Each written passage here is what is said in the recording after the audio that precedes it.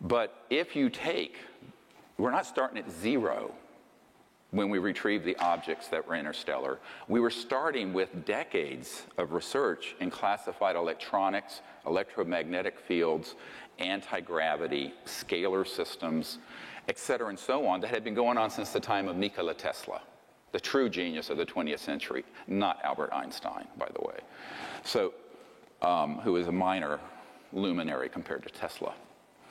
And, sorry, Einstein fans, it's true.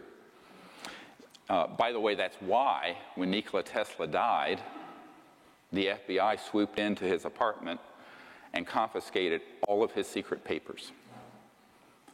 And how do I know this? I have a document from the Department of Defense demanding that the FBI turn them over and names them for what they are, the secret papers of Nikola Tesla. This is not an urban myth. I have that document. It came in this cache of documents I'm talking about. So when you have all of that knowledge, it's then augmented, increased, potentiated by the study of, as the Wilbur-Smith document says, the material that was interstellar. Because you need specialized materials. You need control systems. You need integrated circuits, which we did not have in the 40s, which came from this. You need fiber optics. You need all kinds of stuff. So some of the technologies, and this is where Colonel Corso, who worked on these projects tangentially, is correct. If you read The Day After Roswell, he says fiber optics, integrated circuits, and a whole slew of things came from studying the materiel from these crashed ET interstellar objects. So you had the biggest and most top secret, most well-funded project in the history of the United States going on. Nobody knew about it. It's completely sub rosa. It was more secret than the hydrogen bomb. And so between 1945 and 1954, the brain power of those Nazi aerospace folks like Wernher von Braun and Hermann Oberth, the work of T. Townsend Brown and others, Edward Teller, some of the brightest and most ingenious people in the world, bent their attention primarily not to the hydrogen bomb, but to gravity control and how are these interstellar visitors getting here? Because that would then be the ultimate edge, wouldn't it, in the technological arms race. You talk about a delivery system. You don't need an intercontinental ballistic missile that goes a few thousand miles an hour if you can deliver something instantly from one continent to another, or worse, from one planet to another. You begin to see the implications of this for national security. Therefore, it was managed in an extraordinary fashion. And the secrecy around it was increasingly ruthless. So much so that by 1956, the President of the United States, a man named Dwight Eisenhower, most of us drive on Eisenhower-era highways using 1880s Mercedes-type internal combustion engine cars that are run by fossil fuels, all of which have been obsolete since the 1940s or sooner.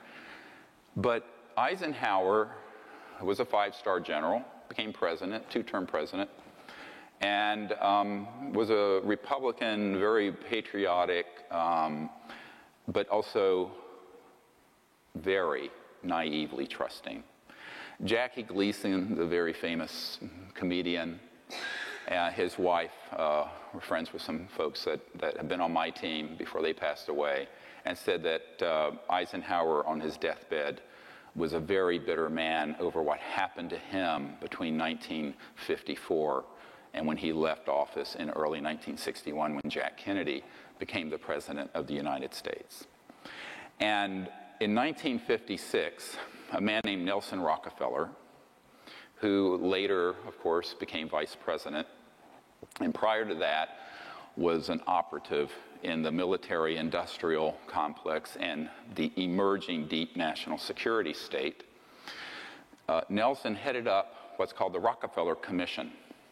And the Rockefeller Commission in 1956 reorganized the Pentagon, Department of Defense, CIA, the whole alphabet soup of secret entities.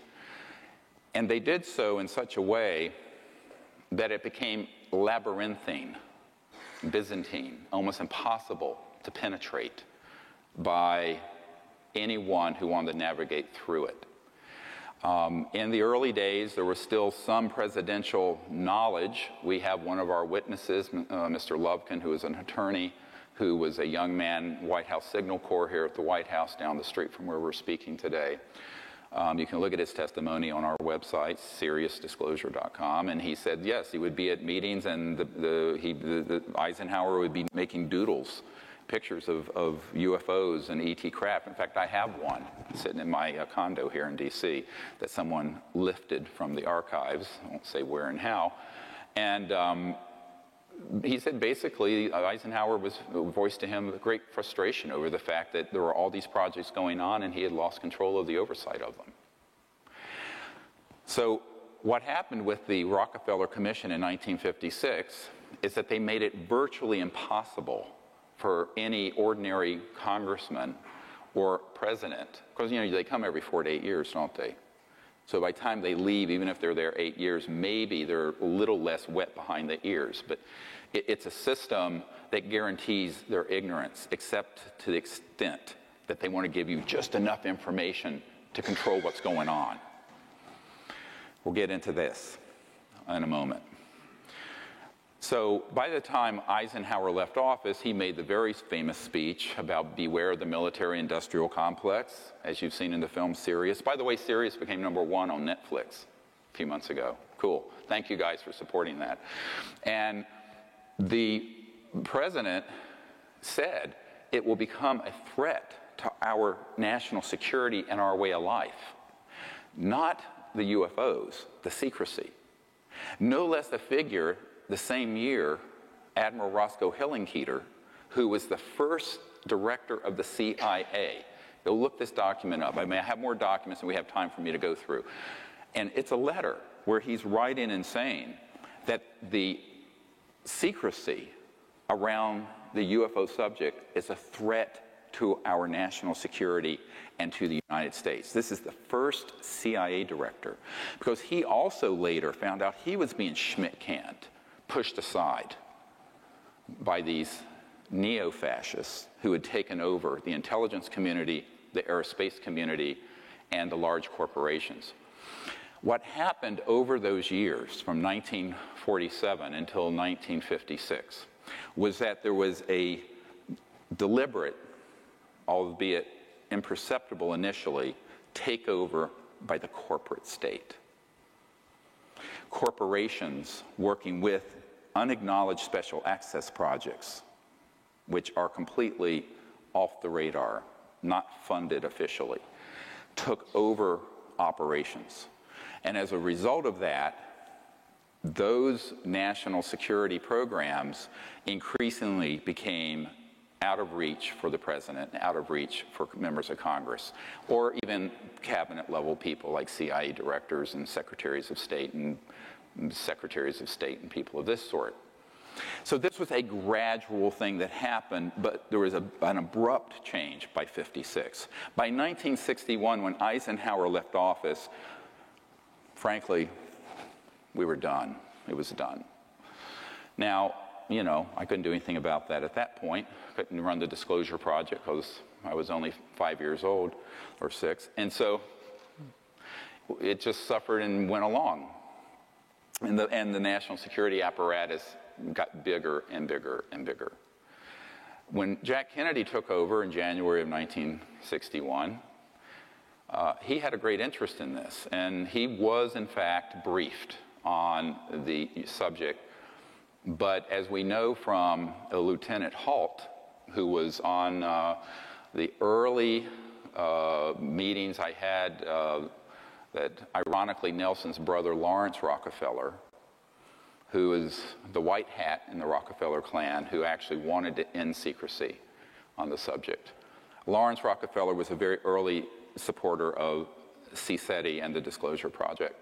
And he funded and I organized the Asilomar Monterey gathering of KGB, CIA, astronauts, cosmonauts in 1995.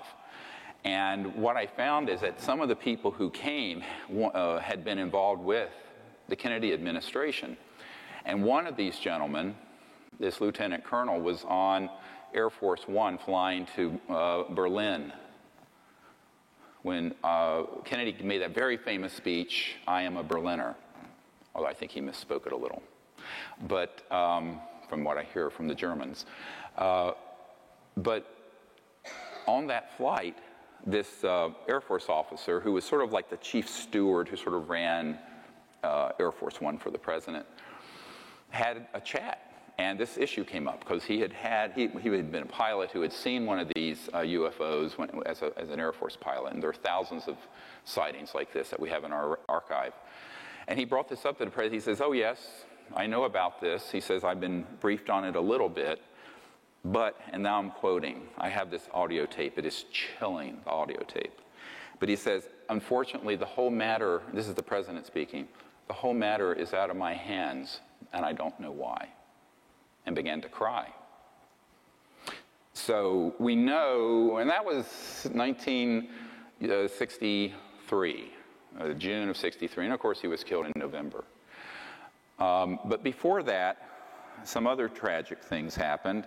There are a lot of tragedies here, the main thing being the loss of almost a century of evolution by the human race, which is why I left medicine. I always tell people, I used to say, try to save a life one at a time. Now we have to do something to save the entire human race and planet from what is a disastrous situation that's developed. So I just say that now all of us have to work together because our patient is Gaia, the Earth, and her 7 billion children. But if you look at this document, the next one, this is a very dangerous document to have. I'm going to have to give you the provenance of this. This is the Marilyn Monroe document. It's basically a death warrant for poor Marilyn Monroe. And you look at the date on it, 3 August 1962. They found her dead the 5th of August. It's signed by James Jesus Angleton III at the bottom. Project Moondust up at the top, and Project 46. These are correct code names and code numbers for UFO ET-related projects by the agency as of that date. And as you read through it, and it gives some background, it's a wiretap summary if you look at the top of it. I know it's a very degraded document, but it's a wiretap summary of telephone conversations between Marilyn Monroe and Robert Kennedy, the Attorney General, and a guy named Rothberg, who was an art dealer in New York. And they were tapping Marilyn's phone because she had had tryst, as it says here, with the president. And everyone knows now she had an affair with both Jack Kennedy and Robert Kennedy. And in pillow talk, the president had told her some things. And it says one such secret that she was going to divulge in a news conference mentions the visit by the president at a secret airbase for the purpose of inspecting things from outer space. I don't think they're talking about meteorites. Kilgallen, who had been a reporter who dug into this, replied that she knew what might be the source of the visit. In the mid-50s, Kilgallen learned of a secret effort by U.S. and U.K. governments to identify the origins of crashed spacecraft and dead bodies from a British government official. That was Lord Mountbatten. Kilgallen believed the story, who was later blown up by an IRA bomb, or so it was made to appear. Kilgallen believed the story may have come from the New Mexico crash in the late 40s, clear reference to the Roswell event. And she said that if the story is true, it would cause terrible embarrassment to Jack and his plans to have NASA put men on the moon, because we were using old rockets from the 40s when this secret organization already had anti-gravity under control. The subject repeatedly called the Attorney General and complained about the way she was being ignored by the president. The subject threatened to hold a press conference and would tell all, underline in the original document. That's not my underlining. The subject made references to bases in Cuba, Cuba and knew of the president's plan to kill Castro. And number 5, the subject made references to her diary of secrets and what the newspapers would do with such disclosures. 2 days later, she's found dead. Now, this document, how did I get it? It's top secret, and it has not been declassified, and it is authentic. A man whose family helped found the National Security Agency, NSA, was so supportive of what the work I was doing that he appeared one day with this document. And it was a huge, one of those old Xerox from a big, government Xerox machine. The original I have in my vault is quite impressive. And he says, you need to know the kinds of things. I think he was not trying to scare me off, but he was wanting me to know the kinds of things that have been done to people who tell these kind of secrets. And so he gave me this document, and as soon as I saw it, I suspected it was legitimate. Later, I had it inspected by a man who I don't wish to name, but he was the officer who was General Odom, O-D-O-M, who was head of the NSA for years. He was General Odom's right-hand guy, literally carried his briefcase.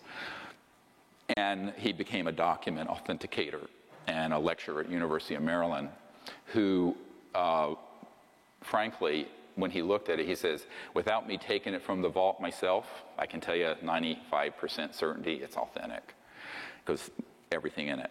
So basically what happened is that Marilyn Monroe was being jilted by the Kennedys because it was becoming too well known they were having an affair. The Kennedys did not order her assassination. Angleton did. Now, who is Angleton? Angleton was the big, whole books have been written about this guy.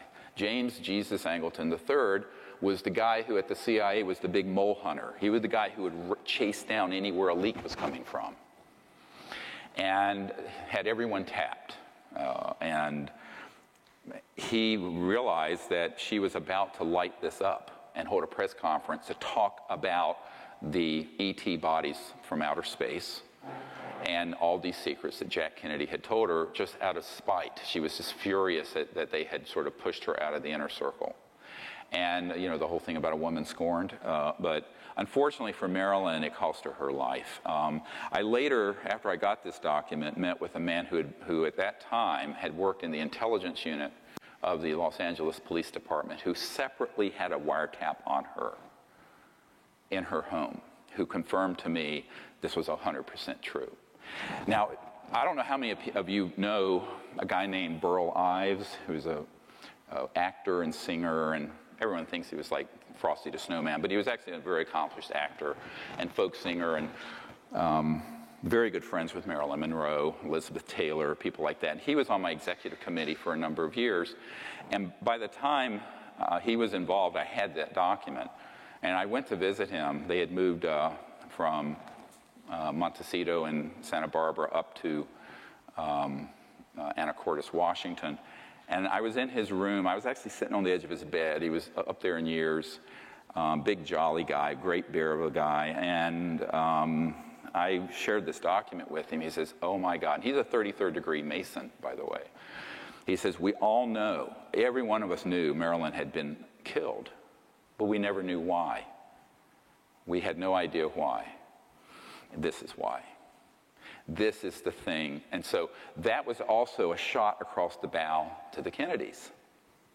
Now, Jack Kennedy had great affection for Marilyn, even though it was indiscreet for him to continue seeing her.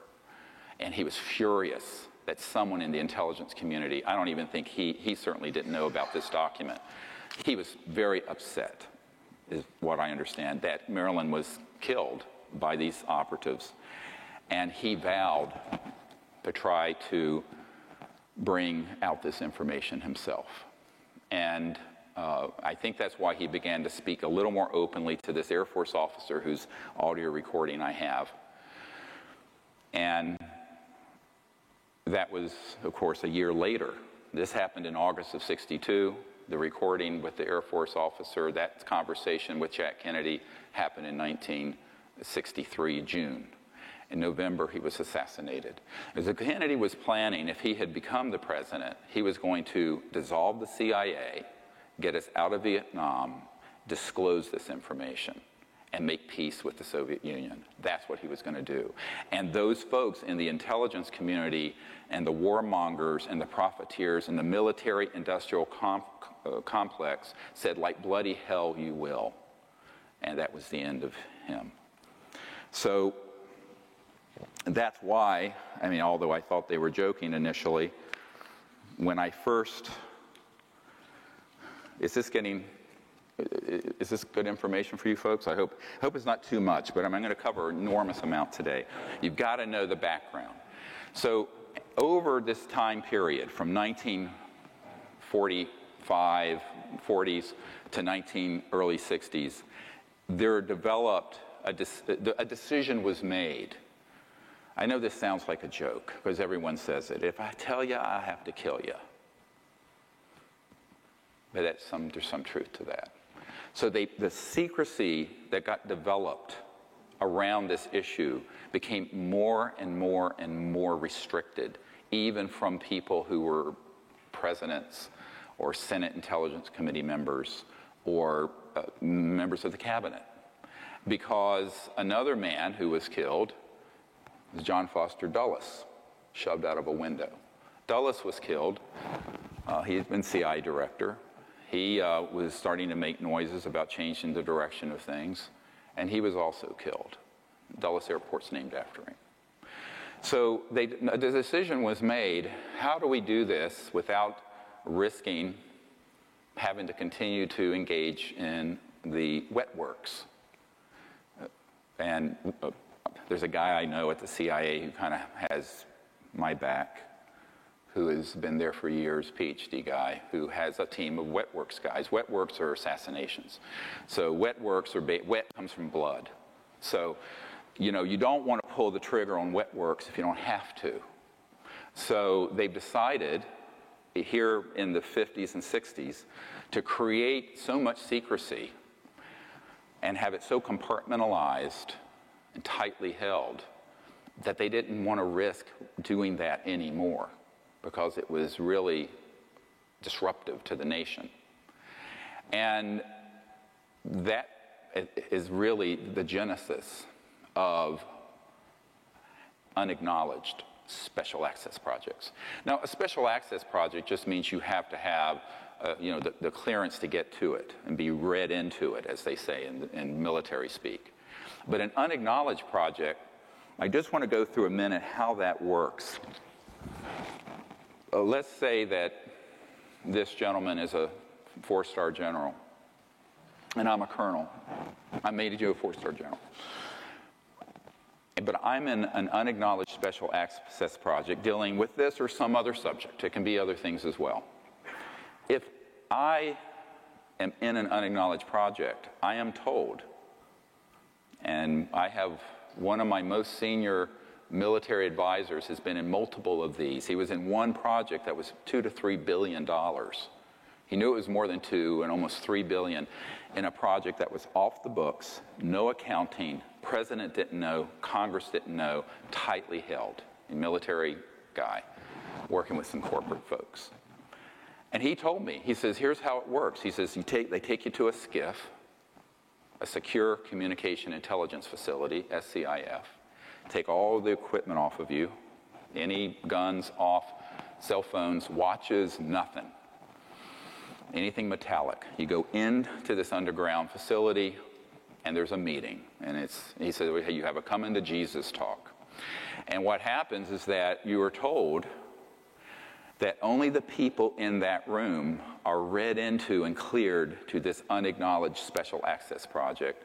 And if you speak of it outside of that circle of people, there's one person there with a gun and a bullet. He takes the bullet out and he says, it has your name on it if you speak to anyone, and I mean anyone, your wife, the president, your commander, about what we're doing. And that is how it works. This is not a conspiracy theory. I've been in these SCIFs. I've been in a couple places, and I can tell you that is exactly how it operates. So one of the things I wanted to make really clear about what I'm presenting today, I'm not talking about anything that I don't have firsthand direct knowledge of. Everything I'm telling you, every bit of it. Because I don't care about conspiracy theories. They're mostly 99% wrong. And I really don't care about the internet chatter. You know, this is 25 years of the most incredible investigative research. And, you know, I put over $10 million of my earnings and life into doing to get this far. And I can tell you, if you're in an unacknowledged project, and I was offered this position back in '92, and asked my wife about it, and I rejected it. I was actually offered $2 billion personally, if a fund with $2 billion in it, if I would shut the hell up, join one of these unacknowledged projects and do what they wanted me to do. And I said, screw you. I'm not doing it. But that's what was offered. And that's when $1 billion was a lot of money back then. Now, you know, they're minting a billionaire every week in Silicon Valley. But, you know, in 1992, $2 billion was a lot of money. So what ended up happening in this scenario is that if my 4-star commanding general calls me in because he's heard rumblings about something that people are working on he didn't know about, under threat of death, TWEEP, terminate with extreme prejudice, which is death, TWEP, I am to turn to him, even though he's my 4-star commanding, I'm only a colonel, and I'm to say, sir, no such project exists. That's how it works. It's illegal, it's unconstitutional, it's criminal, it's dangerous.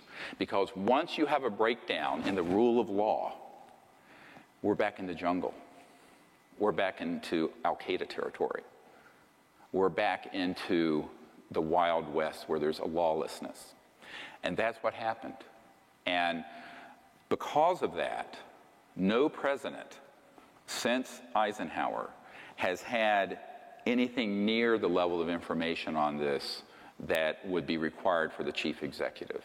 Most CIA directors haven't. There are a few who have and a few who haven't.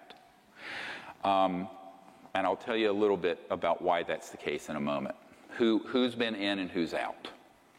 Dick Helms was in, Woolsey was out. It's a long story, but I mean, I'll try to cover it. I mean, you guys are going to get more information. It's going to be TMI, too much information by the end of this. But this is why I'm doing this today, is that I want to leave a record of everything I've learned that's critical for the public in case, you know, I'm 60 now, so who knows what will happen to me. So it's important to leave this. But if you're the president, don't assume that you have an all-access pass. The presidential daily briefing doesn't have anything really that critical in it, and almost never this subject. By the time you had Johnson come around, and then you had Nixon, and Nixon, by the way, was vice president for Eisenhower. Nixon actually was pulled in as head of the Space Committee. The vice president sits as chair of the Space Committee, into Majestic. This group, MAGIC, M-A-J-I-C, is actually what it's called. It's the Majority Intelligence Committee, M-A-J-I-C, it's the proper term. And MAGIC tapped Nixon, and he thought as president, he would be the guy that would disclose this, because he thought it was time, and he finally became president after Jack Kennedy, he felt, swindled him out of the presidency in 1960. And then, of course, Lyndon Johnson inherited the presidency in a sense after the assassination, had one term, part of another, the rest of Jack Kennedy's term. But Nixon thought, well, okay, I'm going to do this. And so a little thing called Watergate happened. Everybody remember Watergate? Those of you too young to remember, it was the break-in over here at this office in a luxury apartment on the Potomac. And it was a bag job. Bag men went in and broke into the Democratic National Committee offices to get lists and information, and Nixon ended up covering it up. I mean, it's kind of standard operating procedure. You know, it's like it wasn't really that big of a deal in the sense that it happens all the day, you just don't know it. But there was a guy named Woodard who was ONI, Office of Naval, you know, Bernstein, Woodard and Bernstein, look it up. And Office of Naval Intelligence is where he came from. And suddenly this young reporter has this deep throat. Well, he had an ONI guy give him the information, Office of Naval Intelligence, because Nixon was planning to blow the lid off the secrecy. And the way they took him down was by impeachment rather than by a bullet. That's actually why Nixon was impeached. Now, he did do the Watergate, and he was a crook. But, I mean, I would say most politicians have engaged in such things. I know I'm a bit cynical about it, but, you know, it's not that unusual for dirty tricks and oppo research to be done against someone else, and you have someone go and steal something or rifle through trash to get dirt on someone, and that's what they were doing. And in this case, it was a break-in, so technically it was illegal, and then he covered it up and he got impeached. But the real reason why that became such a big scandal and the shit hit the fan was that this ONI guy, Woodard, had a source that he worked who had the actionable intelligence on what really happened, and there goes the president. And of course, you know, we had Ford, who was a part-term, time guy, and he had a CIA director, Bill Colby, who was a member of MAGIC. Bill Colby, I'm giving you like a 50-year history real quick. Is this good? You know, you need this, huh? Colby, and by the way, Nixon had a guy named Dick Helms, who did not want me to talk about this at all, and said as much to someone who is part of a group, and that woman is in this room today. But what ended up happening with Colby is that as he got older, he was very, very upset. And William Colby, CIA director, who was involved to an extent in the MAGIC operations, decided that it was really terrible what was happening to the country. And he's a very patriotic man. He was up there in years, and he decided to defect as a lone wolf, but an unacknowledged lone wolf. And this is why I'll never allow this again. So let me tell you what really happened to Bill Colby. Bill Colby, reached out to me through his best friend, a colonel who I will not name, is still living, and an elderly man, but a full-bird colonel who had been in MAGIC, this committee, that majority intelligence committee that oversees the UFO issue.